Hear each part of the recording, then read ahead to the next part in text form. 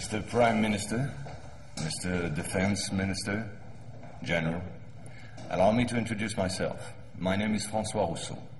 I'm in charge of an informal research group, which does not appear in your organization charts. Our president, to whom I personally and exclusively refer, thought it useful, if not necessary, that I clarify for you a certain number of issues. You think that as initiates you're better informed than most people. Allow me to doubt it. At this very moment, things are taking place. They are somehow serious enough for the informations and documents that I kept for you be revealed to you now. In a word, a manipulative operation unparalleled to this day on a planetary scale is being implemented and will be the final subject of my talk. As regards our era, everything in reality started just before World War II. Hitler had broken certain taboos, such as taking recourse to occultism and secret societies. The Ahnenerbe, a Nazi organization assigned with, among other things, archaeological and anthropological research, found this during an expedition to Afghanistan. This flying object is called Vimana, or Astra, by the Hindus. Moreover, during exploration of the subsoil by the Russians and Chinese in 1927, traces of a very ancient nuclear explosion were detected. Certain sedimentary layers had been atomically vitrified 50,000 years ago. The very same phenomenon can be observed around today's nuclear test sites. One must understand that Hitler, thanks to these discoveries, which he took highly seriously, was going to open a Pandora's box which no government, whether friend or enemy, wished to close afterward. Behind tragic history, which we all know, lies a theory based on the existence of full moons associated with the full geological cycle. According to Hans Erbiger, founder of the world ice theory, the Earth had undergone 4 semi-global extinctions of life due to the fall of one of these moons. Effectively, as one goes along, the satellite moved closer, gravity changed and triggered some deep mutation of the genetic standard, thereby creating a race of highly intelligent giants measuring approximately between 10 to 13 feet tall. Several tens of thousands years later, the moon crashed, the impact causing a serious rise in sea levels and a nuclear-like global winter. This race of giants was to disappear due to a terrestrial gravity which had grown too powerful and incapacitating for their unusual size. Hitler was initiated to these doctrines, and contacts with Tibet in particular were frequent. The Nazis sought contact with the survivors of ancient civilizations, holders of ancient technologies like the previously described Vimanas.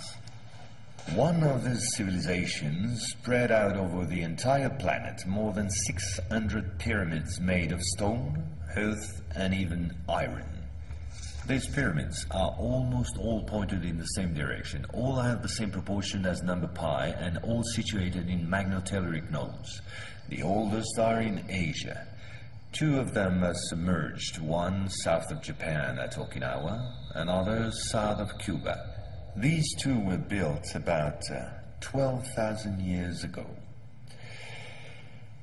I began by this more archaeological reminder for this reason. Our civilization is the 4th of the cycle which I described previously. Yes, I know that my well-hurt outcry were neither the first nor the last. One must understand that the study and understanding of several recovered prototypes were the absolute priority to ensure Nazis' domination over the skies. The Allies, in parallel, focused on mastering atom and creating the first nuclear bombs. These secret bases were the center of all research supervised by the Nazis. In one of these bases worked Victor Schauberger, father of the Nazis' UFOs. Schauberger headed the Real Society in charge of anti-gravitational research. He died in 1958 in Texas, while working under protection of the United States on the improvement of his own flying saucers, which have since become American. You will quickly understand that 70% of unexplained aerial phenomena are human in origin and in no way extraterrestrial.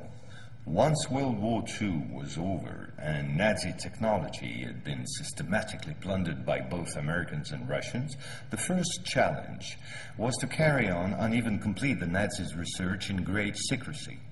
The program, called Project Rainbow, especially known for the Philadelphia experiment, was the immediate proof.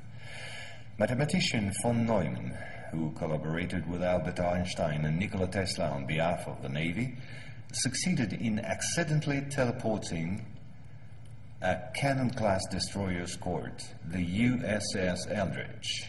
These photos, supplied by Morris K. Jessup before his suspicious death, are rare testimonies for this unique experiment.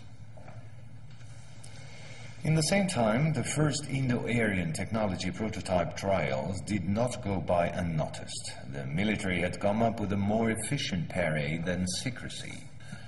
At about the same period, Kenneth Arnold, U.S. Air Force pilot and CIA agent, launched the greatest operation in manipulation ever concerning the existence of UFOs. Making people believe they didn't exist was not the right solution and clearly insufficient. Discrediting enemies and frightening the population by systematic misinformation proved far more efficient. UFOs and parahuman belong henceforth to the movies, television, and collective paranoia, and not to the realm of scientists, as it should have been the case.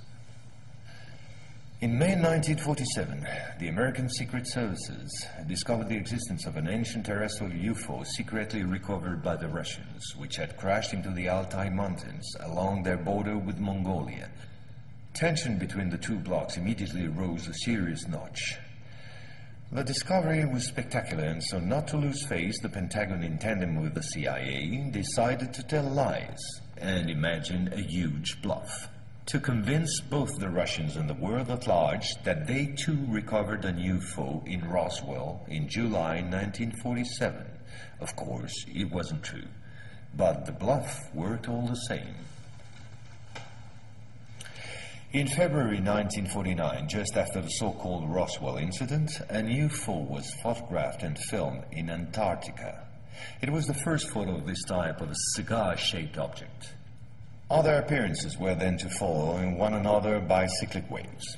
At the same moment, the Apollo program, headed by Werner von Braun, was in full swing, and Dr. Braun in no way favorably welcomed the demand for paranormal experiments, which nevertheless took place during certain Apollo missions.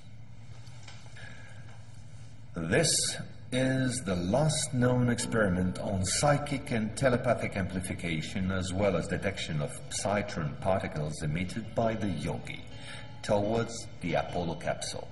But these tests were all eclipsed by the systematic appearance of unidentified objects around orbital flights and the discovery of traces of civilization on the moon.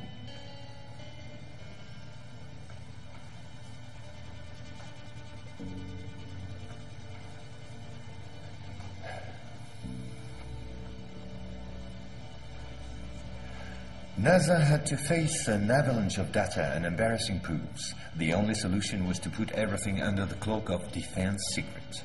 In 1971, the Jason Directive set up a special retouching service whose purpose was to erase all signs of civilizations or ruins on the moon, especially in those photos intended for the general public and the press. In June 1965 has appeared this in a satellite report in the area of Deception Island, south of Argentina. The Russians tried to sabotage the refloating operation in vain, despite the violence of the confrontation.